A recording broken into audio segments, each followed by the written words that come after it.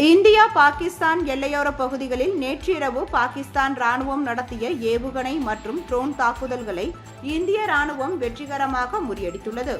நேற்று மாலை முதலே ஜம்மு காஷ்மீர், பஞ்சாப், ராஜஸ்தான் மாநில எல்லைப் பகுதிகளில் பாகிஸ்தான் ராணுவம் தாக்குதல் நடத்த தொடங்கியது. இந்திய ராணுவம் தொடர்ந்து இந்த தாக்குதலை எதிர்கொண்டு முறியடித்தது.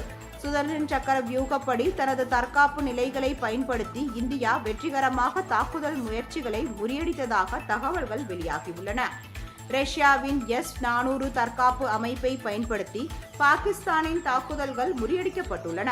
முன்னதாக பாகிஸ்தானின் முக்கிய நகரங்களின் மீது இந்தியா நடத்திய ட்ரோன் தாக்குதல்களை சீனாவிடமிருந்து பாகிஸ்தான் வாங்கியுள்ள தற்காப்பு அமைப்பால் தடுக்க முடியவில்லை என்பது குறிப்பிடத்தக்கது.